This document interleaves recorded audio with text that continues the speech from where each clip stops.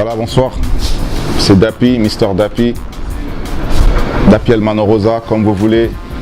Ben voilà, je suis artiste urbain, genre hip-hop, rappeur, chanteur, interprète, auteur-compositeur, père de 3 gosses. J'ai une meuf. J'ai ma structure à moi, indépendante, progressive music. Moi j'ai toujours aimé faire de la zik, depuis tout petit, je faisais de la zik, de gauche-droite et tout. À l'école, je chantais un peu, par-ci par-là, je rappais et tout. Des fois ça me prenait la tête avec le daron de faire de la zik, quoi, tu vois. Donc je suis un gosse qui est vraiment passionné de la musique, qui a commencé la musique trop jeune. Depuis tout petit, je faisais du rap à l'école et partout. Vers les années 95-97, je me suis lancé dans la zik comme ça, en solo. Après, dans les années 2000 plutôt, j'ai créé un groupe à moi qui s'appelait La Courneuve. On était au nombre des 5 rappeurs. Il y avait Radek Suprême, il y avait Gary G, un pote qui rappait en anglais. Il y avait Duce, il y avait Chillman et puis il y avait moi. Entre jeunes, on a eu à faire ce qu'on pouvait faire à l'époque, tu vois, faire des petits spectacles, aller dans des écoles, rapper et tout. Voilà, il n'y avait pas trop de cohésion, il n'y avait pas tellement trop d'entente vu qu'on était trop jeunes. Voilà, ça n'a pas débouché sur quelque chose de concret. Tu vois, après, j'ai rencontré un pote qui m'a emmené dans un groupe qui s'appelait, en 2001 aussi, qui s'appelait le Baoutakin. Donc ce groupe qui était vraiment un groupe congolais, qui avait sa structure à elle, sa manière à elle de voir les choses, et puis qui faisait déjà de grands concerts à l'époque.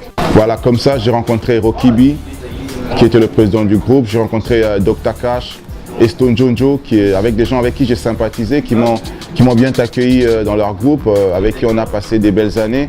Vu que j'avais déjà mes idées à moi de faire ma carrière solo, j'ai rencontré aussi un pote à l'intérieur qui s'appelait Ouredi, qui était un pote à moi, DJ Ouredi. Il était DJ en même temps, quoi, tu vois. Il ramenait des sons à la maison et puis on kiffait les sons, on écoutait les sons à chaque fois avec lui. Il y a eu comme une émulation qui est passée entre nous, quoi, tu vois. On était trop en cohérence entre nous. On a décidé carrément de faire un groupe à nous. Et on s'est lancé, on a quitté les Baoutakin dans 2002. On a fait notre groupe qui s'appelait Courneuve. On est allé faire notre premier son qui s'appelait Opération Hardcore. Ça n'a pas eu vraiment un grand succès normal vu qu'on n'avait pas vraiment donné ce qu'il fallait. Nous sommes restés plutôt 3 ans ensemble. On a fait un autre son qui s'appelait Aller plus loin. On a eu quelques apparitions à faire dans des festivals de la Gombe. On a participé au festival de la musique, on a participé à beaucoup de choses, des concerts dans des petites salles et tout. Tu sais, quand on fait un groupe rap, quand on n'a pas un budget normal, on n'a pas de financement, ça ne peut pas aboutir à grand chose, quoi, tu vois. Donc on n'a pas pu aller plus loin. Et puis on a eu quelques embûches et puis il y a eu quelques petites affaires familiales qui se sont entremêlées. Chacun a voulu faire sa route. Voilà, suite au buzz qu'il y a eu sur la chanson Aller plus loin, qui a été vraiment promotionné à la radio, j'ai reçu un coup de fil de monsieur Lionema, qui était à l'époque le PDG du studio Meko. Il a eu à nous appeler, il m'a fait venir, il m'a dit voilà, tu dois passer à une chanson qui va s'appeler Une nouvelle paix.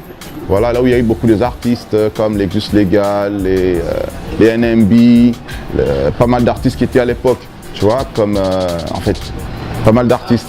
Voilà, je suis venu, il y avait des arrangeurs qui étaient là, j'ai participé dans le clip, je suis là, des Marshall Dixon, on était là et tout. Voilà, mais moi j'avais déjà une autre vision, quoi, tu vois, je me disais que ça ne représentait pas ce que je voulais faire à l'époque, tu vois. Et puis j'ai participé au premier festival hip-hop qui a été organisé toujours par monsieur Lionema de Studio Meko. Et puis quelques temps après, je me suis dit que non, je devais faire ma carrière solo et puis essayer de voir ce que je devais devenir plus tard, quoi, dans ma carrière.